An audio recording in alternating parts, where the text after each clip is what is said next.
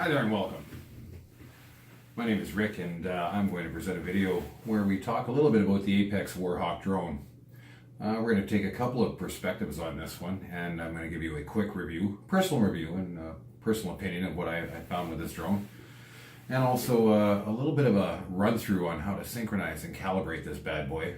Because ultimately any reading I've done online or even some of the YouTube videos I have seen already posted indicate that there is an issue doing just that, synchronizing and calibrating this bad boy right here.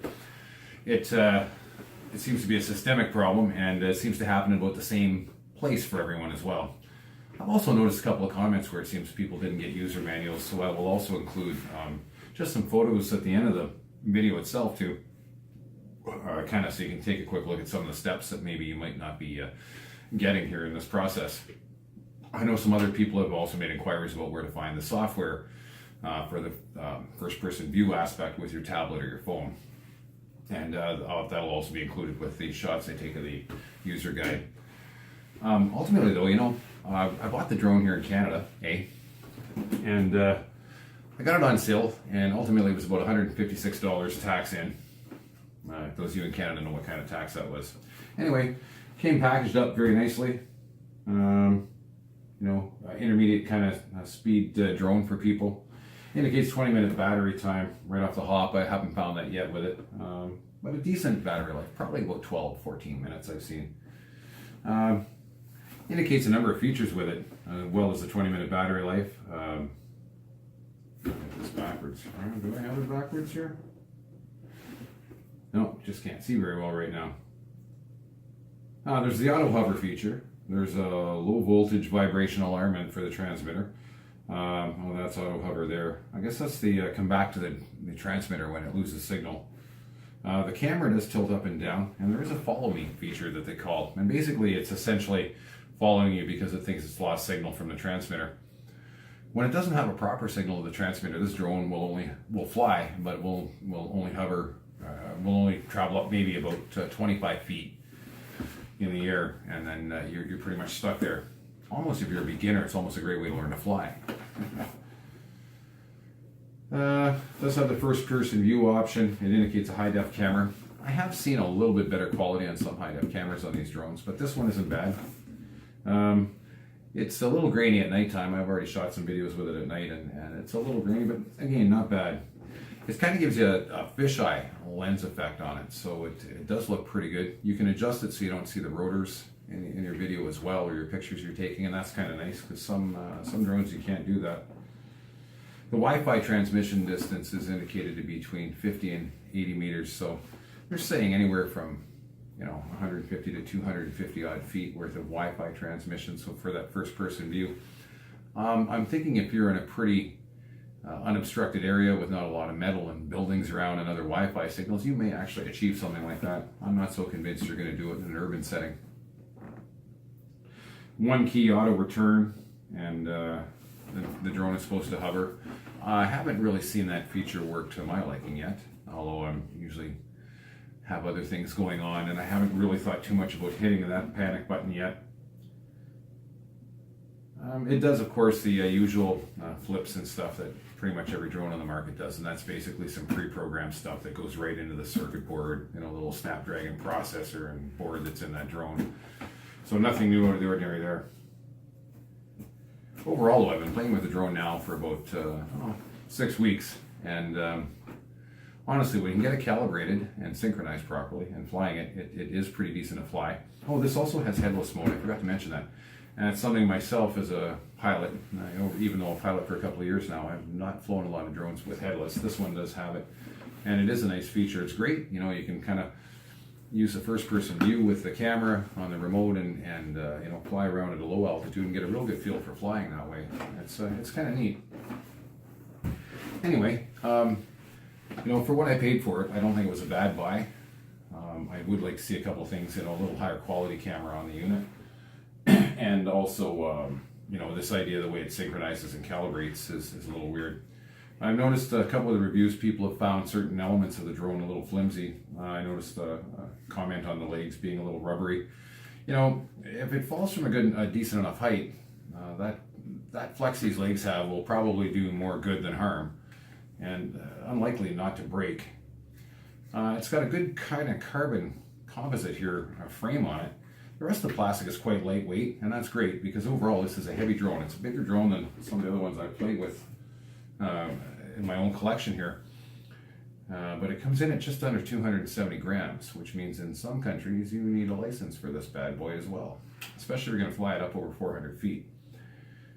Something like this with a 2.4 gigahertz transmitter easily can be bumped to a distance of about 800 feet with a minimal modification. So that's kind of cool thing about it as well. Anyway, I haven't even got that far with it.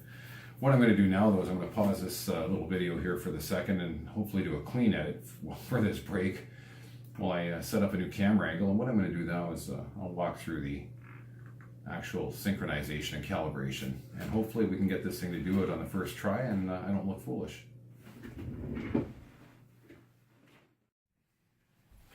Alright, we're going to try and do this and show you kids at home now how to synchronize this drone. The Apex Warhawk manual. Some of you didn't get one. Again, I'll take some pictures to try to help you out a bit with that. So obviously by this point you will have the battery in here and charged. You'll have the batteries in your remote. I already have my mount for my smartphone and my first person view setup here. I have lost a little screw for the adjustment here, so it's very easy to do, so be careful you keep that tight. Anyway, long and the short of it is, this drone has 7 steps to the synchronization process and calibration process. And I've tried it on now probably 130 times, 160 times maybe.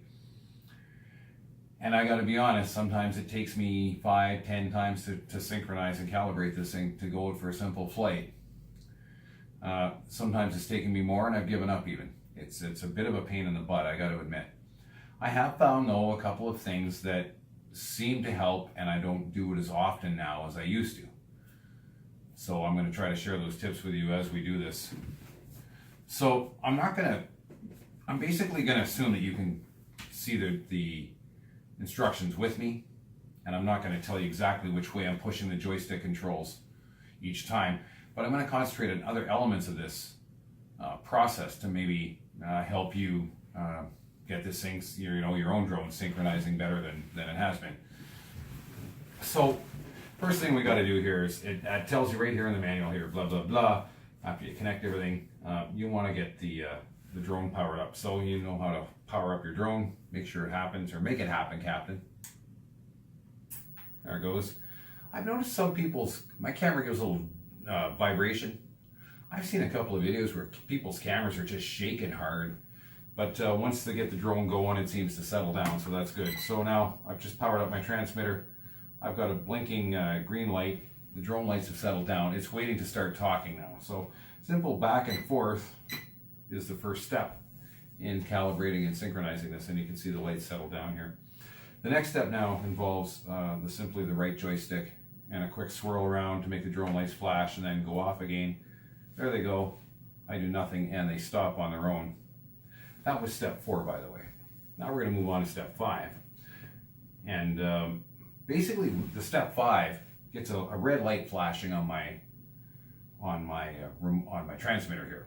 Now, interestingly enough, it indicates that you can rotate the controller left or right until the red light turns off. Now, I've tried a number of techniques. Left, I've tried right, or if you want to say clockwise, counterclockwise, that's fine too. I've also tried just rocking the remote back and forth like this. I try to do it right on level ground. I generally will calibrate and synchronize this thing in the back of my Jeep or right here in the house, or whatever. I try to find, and I've been bringing a flat chunk of like a piece of wood or something with me that I can put everybody on, keep them flat level while I do this, because it does seem to help having that level surface.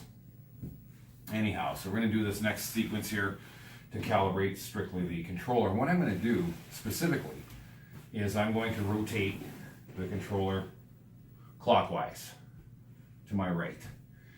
And other steps later on when the drone itself is being maneuvered, I will also turn it in the same direction as I turn the drone or the transmitter.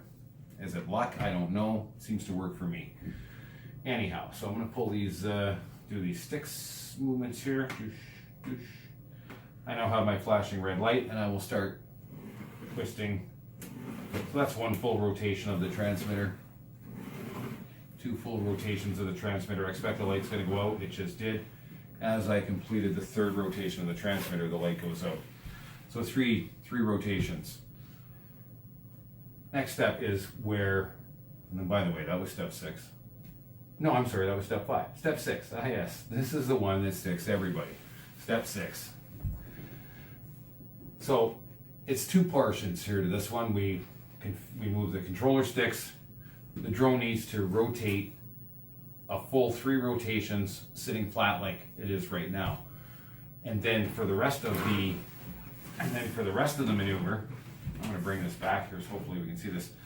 So the drone will need to rotate flat. I'm going to leave the transmitter directly behind it like this, okay?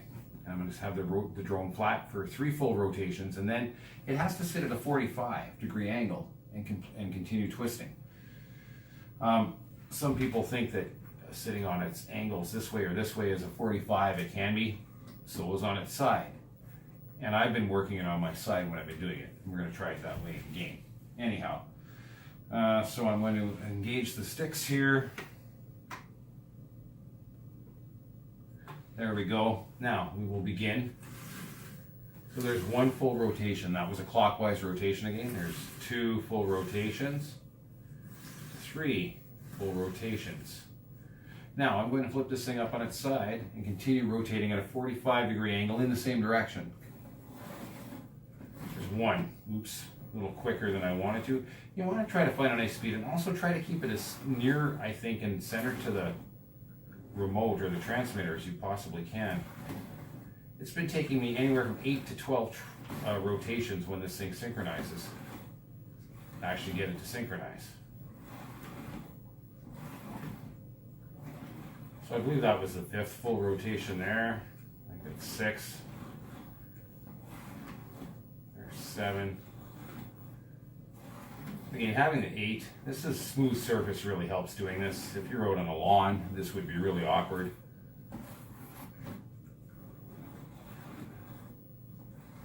And I'm getting not so certain that this is going to synchronize this time around.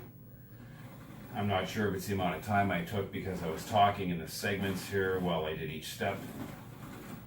But this is not working, and this has been working for me pretty consistently of late, so I'm a little surprised. But again, now I wonder if it's the speed I did this at in terms of the number of steps. So here's what I'm going to do. I'm going to stop this again right now, because that's where it fails for everybody.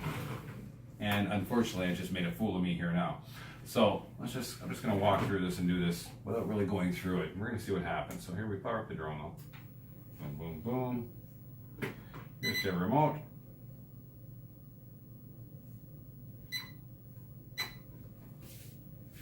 That was step 3. Step 4.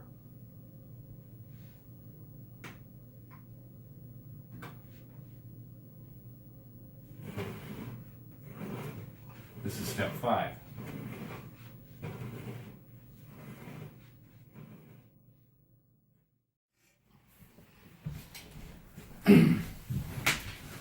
Alrighty. I guess it's kind of like a welcome back here. What happened was my phone can only seemingly record 10-minute bursts of video without human intervention, and then it shuts itself off. So we were in the middle of step 6 on a quick retry when this all failed. So what I've done is I've gone through to step 6 right now. We're going to try step 6. The only difference is this time around is I was rotating everybody last time clockwise. I did this one on a counterclockwise just for, whatever, just for fun, I guess. And I thought I'd give that a shot. So anyway, we're going to move on here to step 6 right now. And this is where we do the, I said counterclock. Oh, wow, I turned this thing counterclockwise last time. Okay, interesting. 1. There's 2 full rotations counterclockwise. There's 3. Tip it up. No, I didn't do it, but okay, here we go. 1 surround. Oops. That's 3 full rotations on the 45-degree angle. There's 4. Here comes 5. There's 6. There's 7.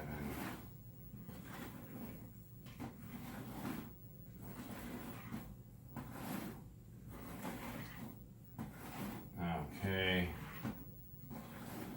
We continue the merry-go-round of carnage. That's 11 rotations. We're at 12. We're getting into no man's land now. Just a little further, but again, the drone is going to make a liar to me and not actually do what I've been saying it's been doing a little bit consistently for me. I thought maybe some of the techniques I was using here were actually working for me, and it appears that maybe that's not the case, at least not in the case of this video. There is a step that follows after that last step. If the lights go off on the drone after all those rotations, the initial 3 rotations, and then, you know, anywhere from 5 in my mind all the way up to about 13 rotations on that 45-degree angle.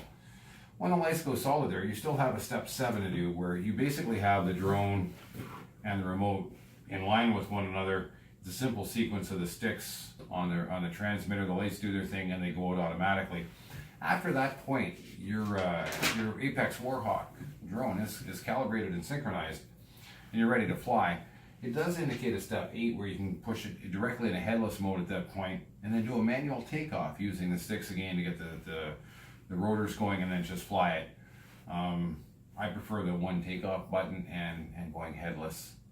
To me, the drone acts real wonky when you're trying to do when you do headless and that other takeoff method. I haven't had, even with the full synchronization and calibration, this drone hasn't really responded well in that particular thing.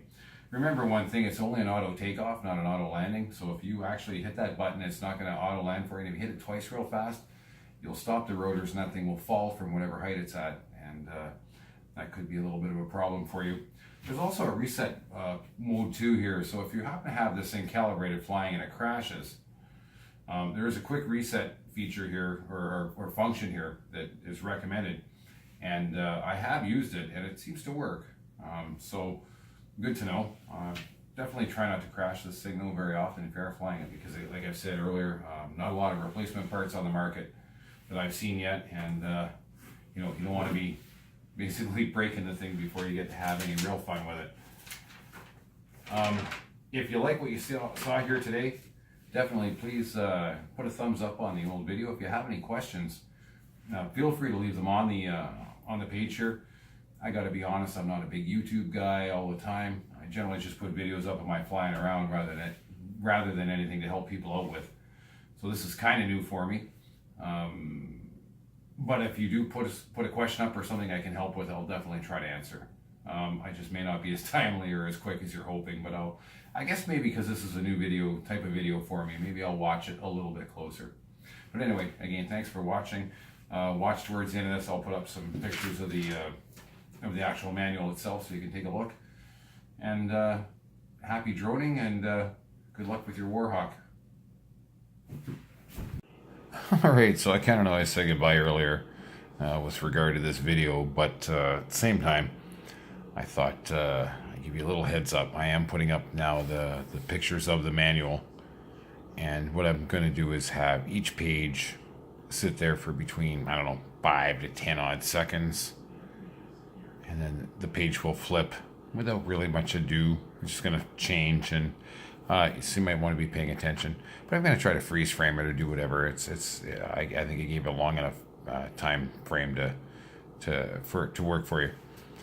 Again, I'd like to thank you for watching the video. I hope anything you saw here is helpful. If you can provide anything back or any feedback on anything that might change the way we're looking at calibrating and synchronizing this damn drone, I sure would appreciate some feedback on this site. Please take time to do so. I'm more than happy to listen and check it out, because again, as I've said, I think the drone is actually a pretty decent unit. I just wish it was a little easier to set up and use. Again, thanks again. Happy droning. And maybe I'll do some more posts or some more reviews and some carryings on with the other drones I have. I just thought that might be a good idea now. But anyway, we'll see. Ciao for now.